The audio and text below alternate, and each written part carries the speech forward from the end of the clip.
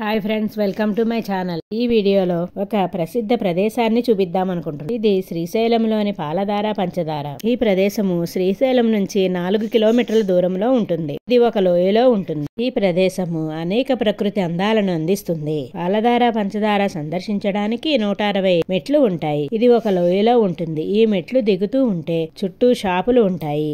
ఎన్నో రకాల ఔషధ ద్రవ్యాలను, నూనెలను, నారికేళాలను, కస్తూరికాయలు, ఇంకా పూజా సామాగ్రి, దేవతామూర్తుల విగ్రహాలు, పిల్లల ఆట వస్తువులు, ద్రాక్షమాలలు, స్ఫటికమాలలు ఉన్నాయి. మనకేమైనా కావాలంటే కొనుక్కోవచ్చు.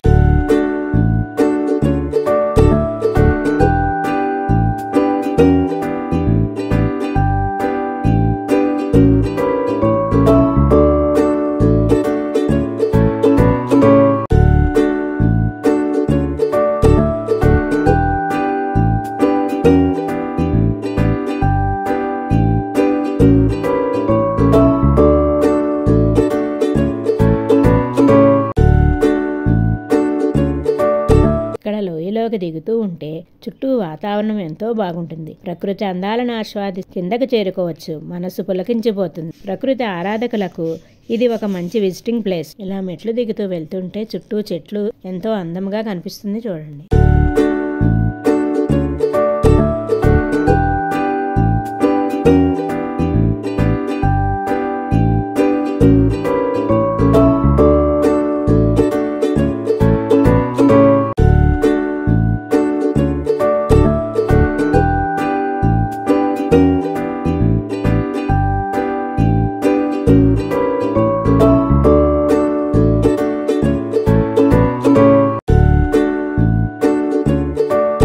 ఇక్కడ పాలధార పంచదార యొక్క చరిత్ర ఉన్న బోర్డు ఉంది, చూడండి. దీని యొక్క స్థల పురాణము శివుని నుదిట నుంచి ఉద్భవించిన ప్రవాహానికి ఆ పేరు వచ్చిందని నమ్ముతారు. చూడండి ఎంత బాగున్నాయో నీళ్లు. ఇక్కడ అంటే నుదురు మరియు ధార అంటే ప్రవాహము అని అర్థము. శ్రీ ఆదిశంకరాచార్యులు 8వ శతాబ్దంలో ధ్యానంలో ఉన్నప్పుడు ఇక్కడే ఉండేవారని ప్రతీతి. ఆదిశంకరాచార్య తపస్సు చేసి శివానందలహరి రచించాడనే ఒక కథనము.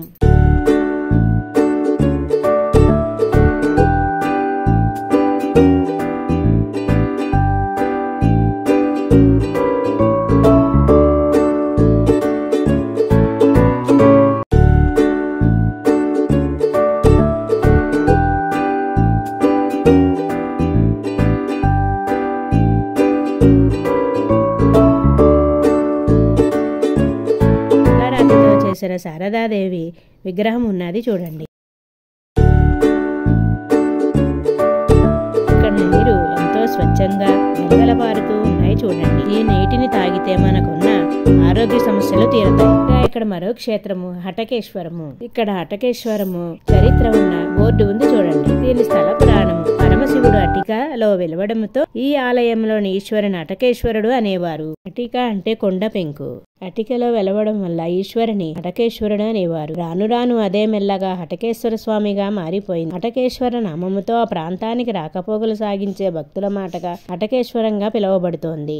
లోపలికి వెళదాం. గుడి ప్రాంగణం అంతా చూడండి. హటకేశ్వర క్షేత్రం గురించి చెప్పుకునేటప్పుడు మహాభక్తుడైన కుమ్మరి కేశప్ప గురించి కూడా తప్పనిసరిగా చెప్పుకోవాల్సి వస్తుంది. నిస్వార్థమైన సేవతో, అనితర సాధ్యమైన భక్తితో సాక్షాత్తు సదాశివుని అనుగ్రహాన్ని పొందిన కేశప్ప శ్రీశైల సమీపంలో గ్రామంలో నివసిస్తూ ఉండేవాడు. కేశప్ప కుండలను తయారు చేస్తూ ఉండేవాడు. పని చేసుకుంటూనే దర్శనానికి వచ్చే వాళ్ళందరికీ భోజనాలు ఏర్పాటు చేసి సేవ చేసేవాడు. ఇది సహించలేక ఇరుగు పొరుగు వారు అటికను పాడు చేశారు. తెల్లవారగానే జరిగింది చూసి కేశప్ప లబోదిబోమన్నాడు. శివరాత్రి పర్వదినం వచ్చింది. వచ్చే భక్తులందరికీ ఎలా భోజనాలు ఏర్పాటు చేయాలా బాధపడుతున్నాడు.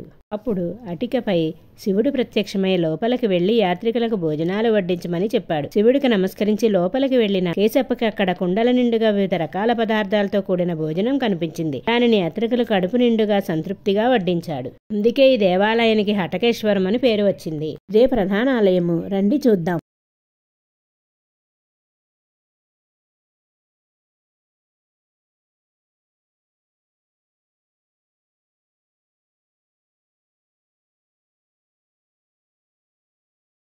ఇక్కడ స్వచ్ఛమైన తేనె కూడా అమ్ముతున్నారు. పెద్ద రావి చెట్టు కింద నాగులను ప్రతిష్ఠించారు, చూడండి. మీరందరూ కూడా దర్శించుకోండి. ఆ స్వామివారి అనుగ్రహాన్ని పొందండి.